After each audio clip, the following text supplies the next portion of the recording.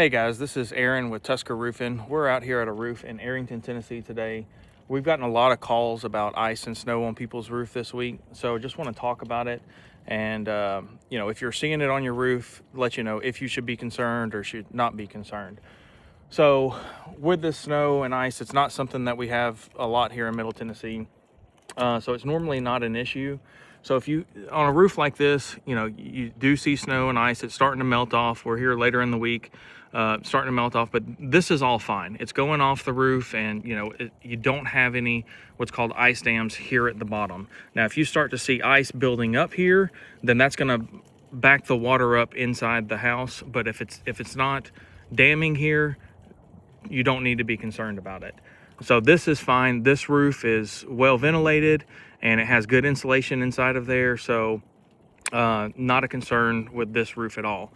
So what happens with ice damming is you've got the warm air coming up out of the house. And if you don't have good insulation in there, then it's going to go up through the house, and then it's going to start to melt the snow and the ice off of the roof. And then it's going to start coming down here. But where it gets to the outside of the house, this is your overhang, and what's underneath is called your soffit. So when it gets down here, that's cold air coming up, and it's going to refreeze here on the outside. So when it refreezes out here, it creates an ice dam, and then the water will start to back up underneath these shingles and then get into the roof. So that's what an ice dam is. And so the things that you can do, let's say you don't see any water coming into your house right now. Don't worry about it. It should be fine. It'll melt off and it'll all go away. If you are seeing water come in right now, the best thing you can do right now is just mitigate it by getting a bucket underneath there and trying to direct the water into that bucket. Up north, this happens quite a bit. There's companies that specialize in this, and they'll get up here and they'll steam the roof and get all the snow and ice off of there. Here in Tennessee, I'm not aware of any companies that do that. So you just kind of gotta let it run its course and then address it after the fact. So again, it's gonna be one of a couple things that's causing the ice dams.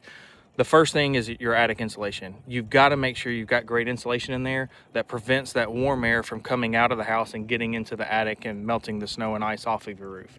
The second thing is attic ventilation. So if you have good vents on your attic, it's going to keep the top of the roof the same temperature as the bottom side of the roof, and then you won't have to worry about it. It'll all, like this one's doing here, it's all melting off pretty evenly.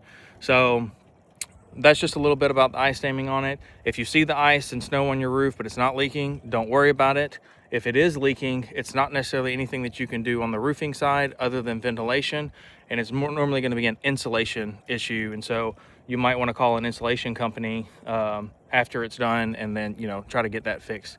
But we're always here to help. If you've got questions, you can always text us. Our number is 615-NEW-TUSK, or my work cell phone number is 615-267-9366. But you can send us pictures and we can kind of guide you from there.